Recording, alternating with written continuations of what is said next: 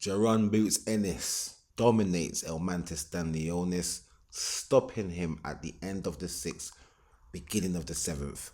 What happened is Stanionis pulled out of the fight at the end of the sixth round.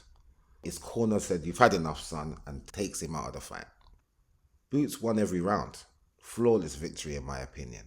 What I forgot to say in my video about the fight when I was doing the prediction is that Stanionis likes to do a lot of my turn, your turn, my turn, your turn type fighting, where he will throw some shots, then allow you to throw shots. Then he then thinks it's his turn now, and then he goes and then you go. That type of approach is what Stanionis does in all of his fights. And as I said, he's a plodder. He's got good upper body movement, but his feet are stuck in mud. He's just plodding forward and bringing the heat. But Jaron Boots Ennis didn't allow the my turn, your turn. Jaron Boots Ennis was just like my turn, my turn, my turn. And he didn't allow Stanionis to get into any type of rhythm, getting any type of punch flow at all. Stanionis was just coming forward with the high guard, walking into shots. And Ennis was nicely moving around the ring and putting shots together well. And at the end of the fifth round, while Ennis is in the southpaw stance, in the exchange, he catches Stanionis with an overhand left and then starts putting combinations together that are all basically landing flush. And Stanionis starts stumbling backwards. So he's not coming forwards anymore, he's stumbling backwards. And I could see that this was actually the beginning of the end for Stanionis.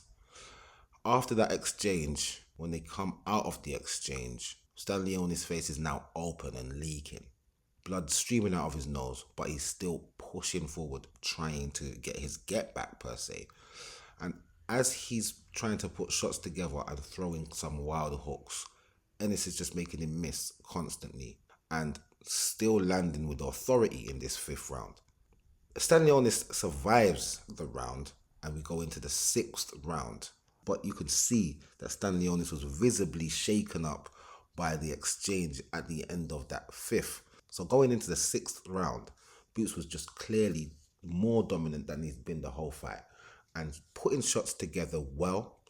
And midway through that sixth round, Ennis puts a good few shots together, jabbing to the head and to the body, hooks to the body, and walks forward with a flurry of punches, setting up a good, nice combination of hooks and uppercuts that sends Stanionis to the canvas, making him take at least a knee. Stanionis was very brave in there, not wanting to actually touch the canvas, but that flurry of hooks and uppercuts sent him to the canvas. He couldn't stay up anymore.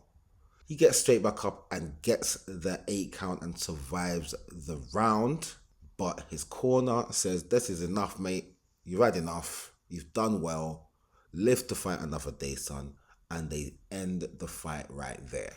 Boots Ennis wins by retirement, which is, in my opinion, is a TKO. Technically knocked out the guy.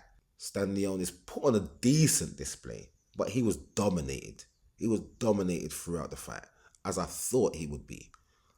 I thought he would have done a bit better than this, to be fair. But I'm a bit of a harsh critic, and I'm still not convinced with Boots. As much as I can see, okay, yeah, this was definitely domination. This doesn't tell me that he's the best in the division, because I don't think Stanionis put up a good enough effort to make me say, yeah, this was, the best versus the best. I don't know how Stanionis would have done against Mario Barrios. I don't know how Stanionis would have done against Brian Norman Jr. But he definitely got dominated in this fight. Dominated.